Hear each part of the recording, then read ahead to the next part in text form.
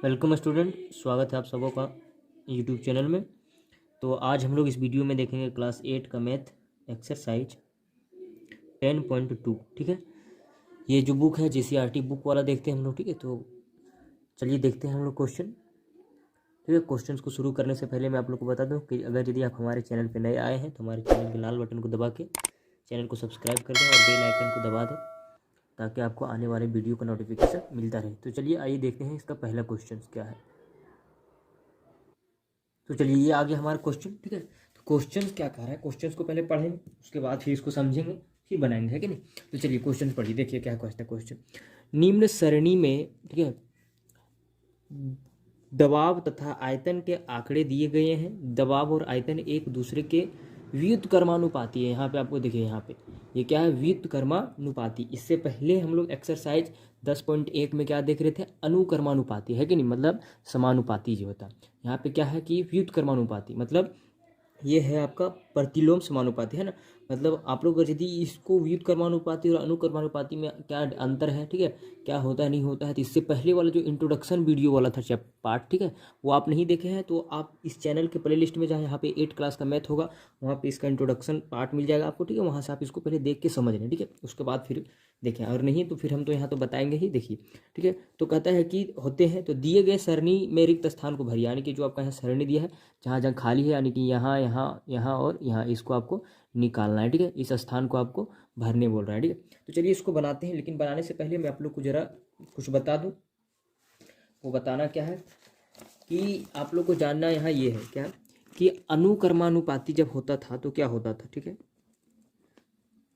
अनुक्रमानुपाती जब होता था तो वहाँ पे क्या होता था, x/y बराबर k होता था, है कि नहीं। मतलब x और y का वैल्यू बटे में रखेंगे तो हर जगह क्या आएगा, कांस्टेंट आएगा। k मतलब कांस्टेंट था, ठीक है, मतलब हर जगह समान आएगा।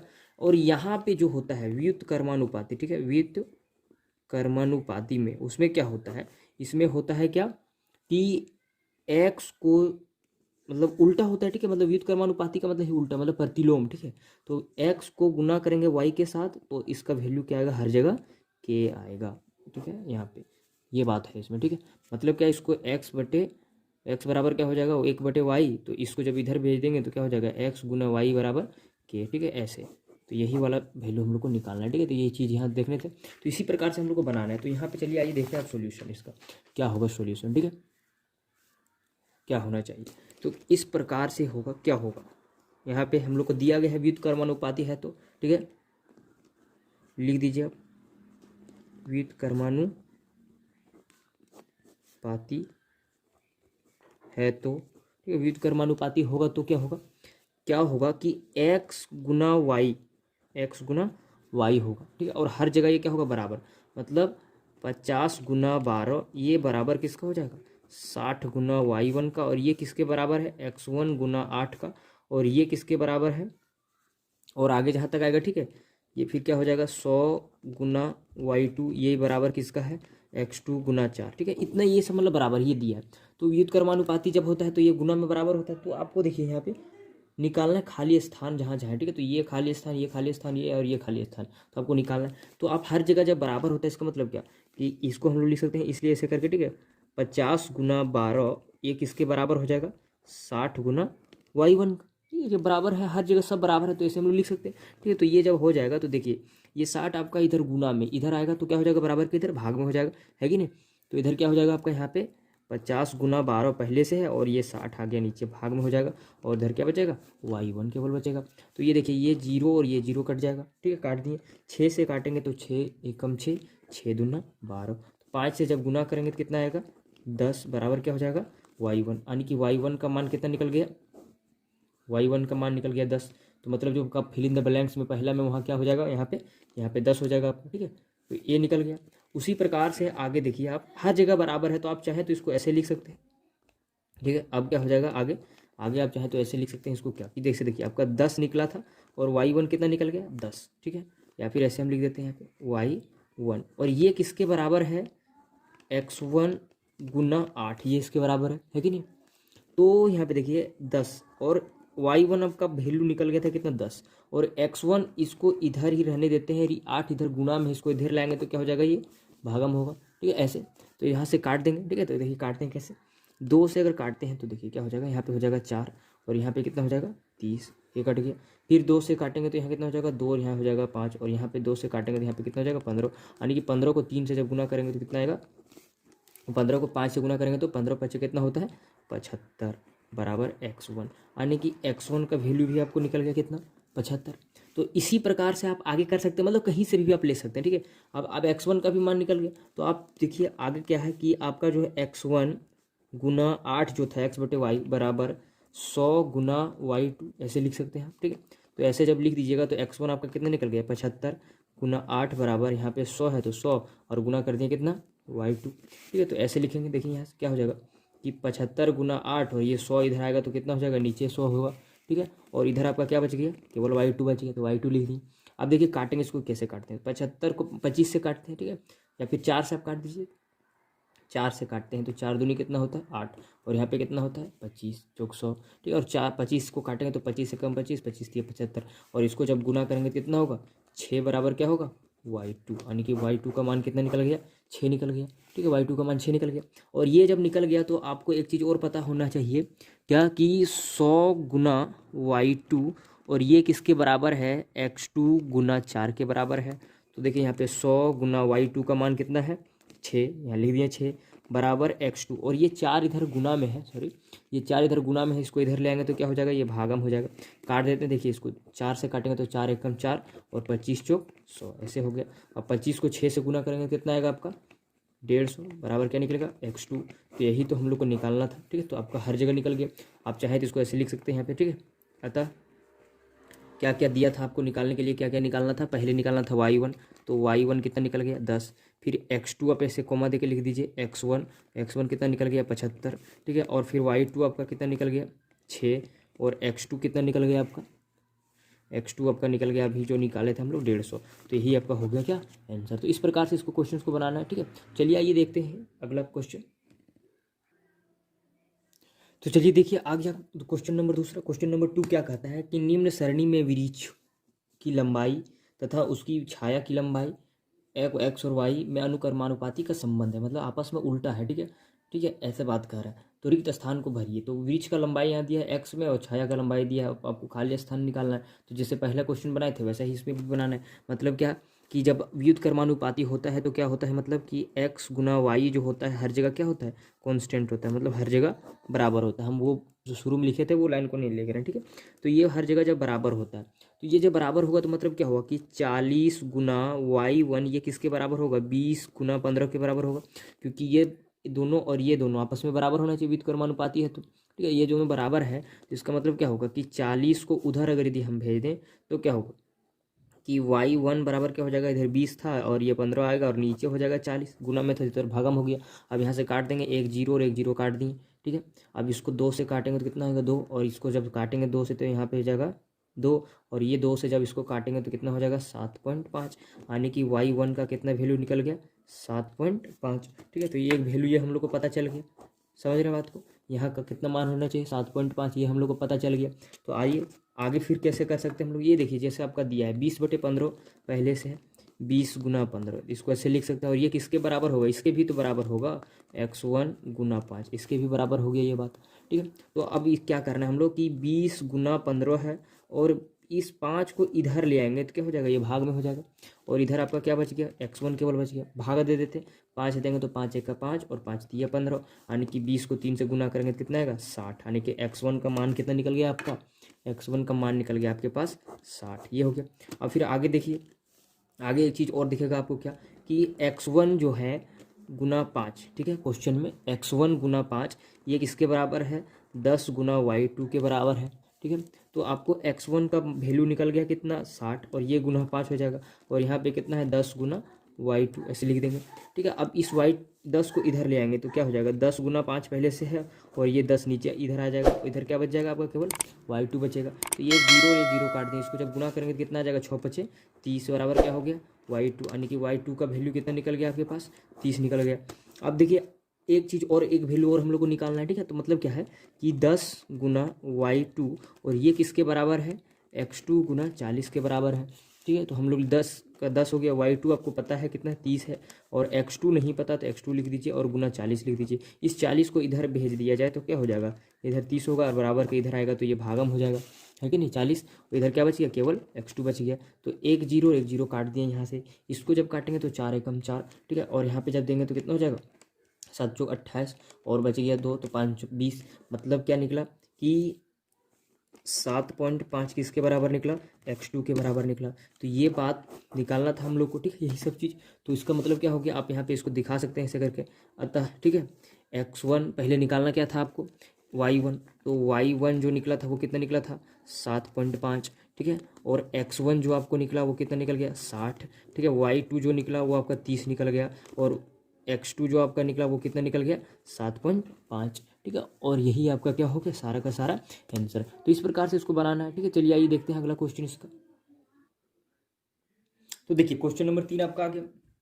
क्या कहता है क्वेश्चन, एक कार 40 किलोमीटर प्रति घंटे की चाल से एक निश्चित दूरी तय करने में 3 घंटा समय लगाती है। मतलब एक निश्चित दूरी है, ठीक है। मतलब यहाँ से अगर यदि आपको 20 किलोमीटर जाना है तो 20 ही किलोमीटर जाना है, ठीक है। मतलब 40 किलोमीटर जाना है तो 40 ही किलोमीटर जाना है, समझ रहे हो बात को। जहाँ तक जाना है मतलब एक निश्चित दूरी दिया है आपका, समझ रहे। तो क्या कहता है, तो 3 घंटा समय लग जाता है जितना भी दूरी, ठीक है। मान लीजिए आपको यहाँ से यहाँ तक को जाने में आपको कितना समय लग गया, 3 घंटा लग गया, ठीक है। तो वही आपका दूरी इतना ही रहेगा। उसके बाद क्या कहता है, यदि कार की चाल 60 किलोमीटर प्रति घंटा बढ़ा दिया जाए, ठीक है, मतलब बढ़ जाएगा स्पीड, यदि हम लोग गाड़ी का स्पीड बढ़ा देंगे तो कितना समय लगेगा। सिंपल सी बात है कि अगर यदि गाड़ी को कम स्पीड में चला रहे हैं तो ज़्यादा समय लगेगा, और स्पीड ज़्यादा बढ़ाएंगे तो कम समय लगेगा, ठीक है। तो वही बात है। तो इसको हम लोग कैसे बनाएंगे, तो इसका सोल्यूशन ऐसे होगा, ठीक है। क्या होगा इसका सोल्यूशन, देखिए क्या हो जाएगा कि आपको पता है यहाँ पे कि चाल जो है आपको पता है, ठीक है। यहाँ पे आप लिख दीजिए चाल, ठीक है, चाल। देखिए चाल कैसे चल रहा है, ठीक है, किलोमीटर प्रति घंटा चल रहा है ना। तो किलोमीटर प्रति घंटा ऐसे आप लिख दीजिए। तो किलोमीटर प्रति घंटे में जब जा रहा है तो देखिएगा आप यहाँ पे कि 40 यदि जाएगा, ठीक है, तो उसको कितना समय लगेगा, 3 घंटा। और यहाँ आप लिख दीजिए इसको समय में और इसको घंटा में दिखा दीजिए ऐसे। और आप इसको कर क्या लीजिए कि इसको x कर दीजिए और इसको y कर दीजिए ऐसे, और इसको हम देंगे टेबल क्रिएट कर लेंगे ऐसे करके, ठीक है। तो यहाँ से आपको क्या दिखेगा कि चाल जो है 40 किलोमीटर प्रति घंटा और समय 3 घंटा लग रहा है। और चाल को अगर यदि हम बढ़ा देंगे, मतलब स्पीड को बढ़ा देंगे, तो यहाँ पे कितना निकलेगा, यहाँ पे नहीं पता, तो हम इसको मान लेते हैं क्या, y1, ठीक है। ये बात क्लियर है, इस तरह हो गया बात। और इस तरह जब हो गया तो आपको क्या पता है, जब एक चीज़ इंट्रोडक्शन वाला वीडियो में हम बताए थे कि एक चीज़ घटेगा तो दूसरा बढ़ेगा, दूसरा घटेगा तो पहला बढ़ेगा, तो ये बात तो व्युत्क्रमानुपाती में। और इसका जो होता है संबंध वो क्या हो जाएगा, यहाँ पे इसलिए हो जाएगा 40 को गुना कर दिए 3 से और बराबर ऐसे लिख दीजिए 60 गुना y1 ऐसे कर दिए, ठीक है। तो देखिए यहाँ पे इस y1 को वहीं छोड़ देते हैं और इसको इधर ले आएंगे तो 40 गुना 3 हो जाएगा, और ये इधर आएगा तो क्या हो जाएगा, भाग में हो जाएगा 60, और इधर क्या बचेगा y1। 1 0 1 0 काट दिए यहाँ से, 3 से काटेंगे तो 3, और इसको काटेंगे तो कितना होगा 2, और ये 2 से काटेंगे तो यहाँ कितना हो जाएगा 2, आने की आपको दिखेगा क्या 2 बराबर y1। तो y1 कितना निकल गया 2, ठीक है। तो आप यहाँ पे लिख सकते हैं इसलिए, ठीक है, दूरी तय करने में 2 घंटा लगेगा, ठीक है, 2 घंटा।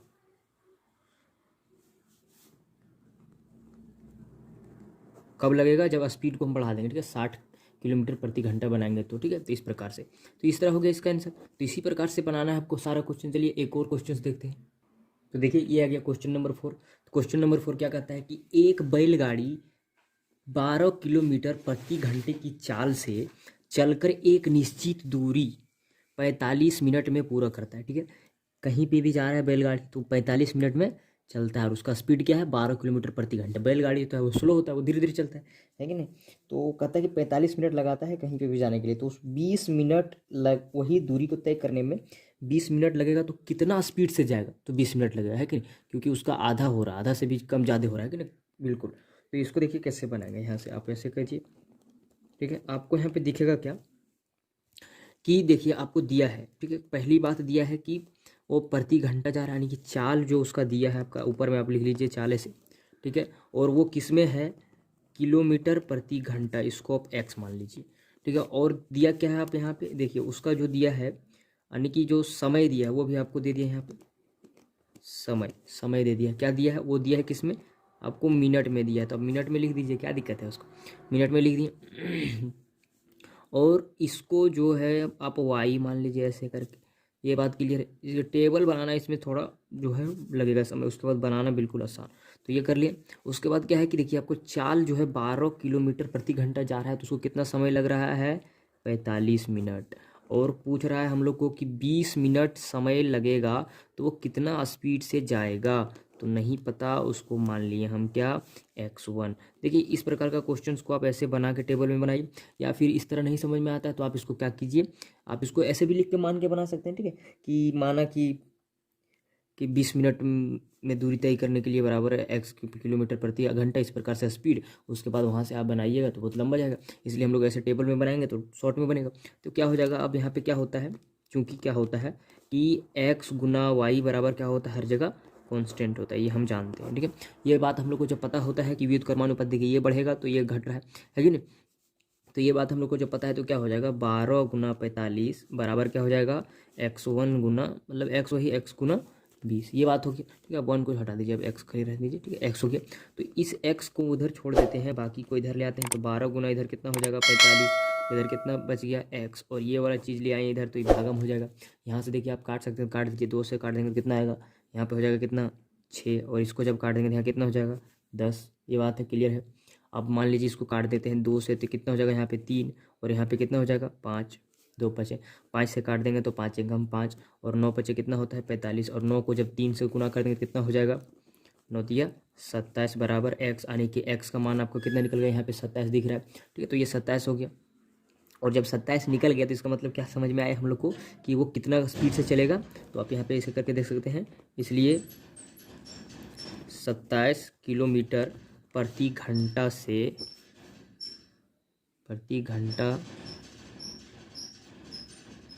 चलकर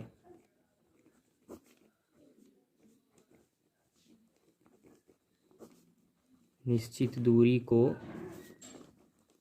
20 मिनट में पूरा कर सकता है। तो इस प्रकार से जो है ये क्वेश्चंस को बनाना था। तो चलिए आइए देखते हैं हम लोग अगला प्रश्न।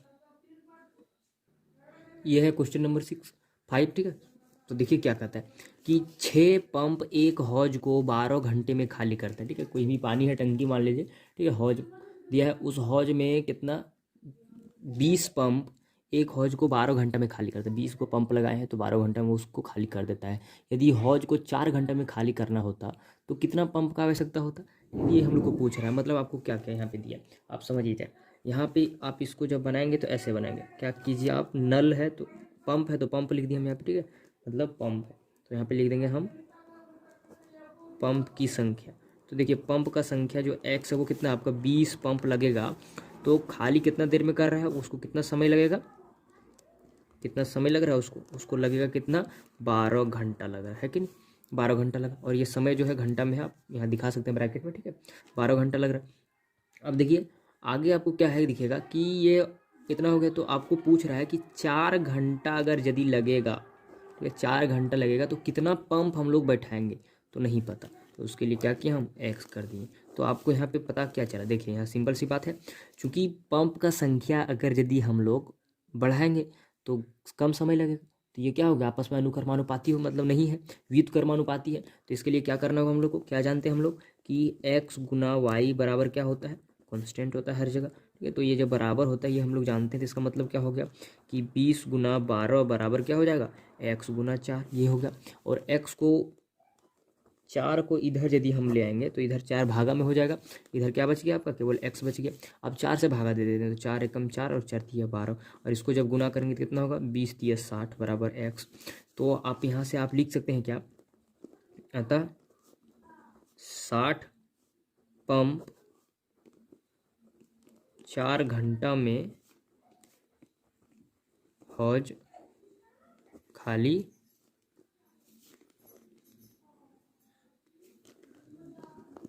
करेगा, ठीक है। यही आपका क्या हो गया आंसर, मतलब 60 पंप अगर यदि लगाएंगे तो 4 घंटा में वो खाली कर देगा। ठीक है, तो इस प्रकार से बनाना था। तो चलिए इसका देखते हैं।